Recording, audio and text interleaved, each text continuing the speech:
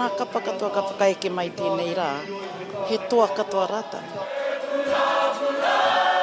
Rua te kaumārua te katoa o ngā kapa, ka tui roto i ngā rā e rua, te kaumātahi i tā rānei, te kaumātahi i nā nahira. He whakakite na hau tēnei, ki te iwi, ki te motu.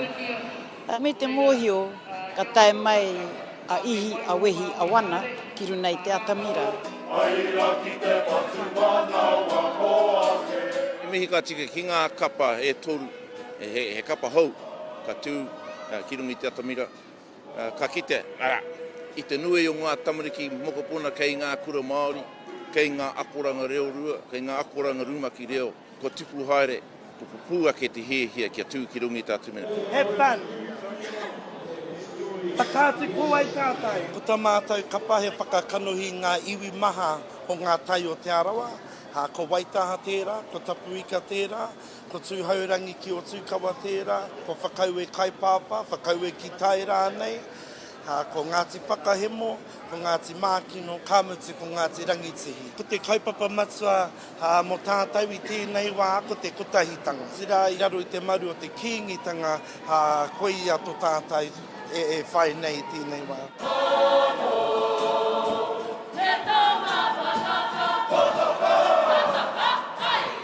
Ko e tēnei ko wai mātou, ko tēnei te kapahaka o Ngāti Tahu Ngāti Whaoa. There's a bit of nerves, but there's not, because we know that it's more than just out on the atamira. Ko te hehea, kia hoki mai te whānau ki te kainga. Kia noho tahi ai mātou, hei whānau kotahi, kia piki ai ngā tikanga kawa o te uru. We're as ready as we can be. We've done everything we feel we've needed to in order to ready the rōpū. It's been a long time coming, and so the time's finally here. And we've always told ourselves this is only just the beginning.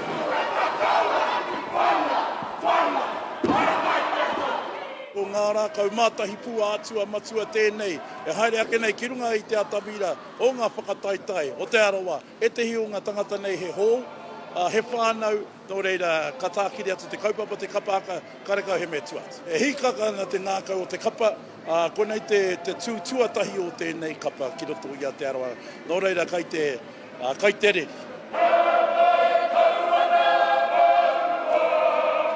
E tupua Trevor te horo waiwai Maxwell. Ne, i konei ia i te timatanga o tēnei whakataetae, ka re wehenga i waingunui a Trevor me te ao kapahaka. Ko ia tō mātou mātanga, ko ia tō mātou ko eke, ka hia nei ngā mahi i tuki pai i aia. The first one in 1972 that I remember, it was outdoors at Te Puia, and it rained in the afternoon, so we had to stop and come down to here, go next door in the sports drome, and my rōpū Ngāti Rangi, he broke the stage on that afternoon, so I remember that. Oh, so warm inside and proud. I even got to perform again yesterday. It's first time to this regional event, and it's fantastic. The kapahaka is an important part of our arts in New Zealand, and I'm really enjoying it. Te mātarai o Rohe, some of their members have gone out to other groups. We'll not forget their contribution to our magnificent performing arts, the kapahaka. E ai ki ngā ture a te matatini, ka ono te katoa o ngā kapa, ka haere atu ki te matatini.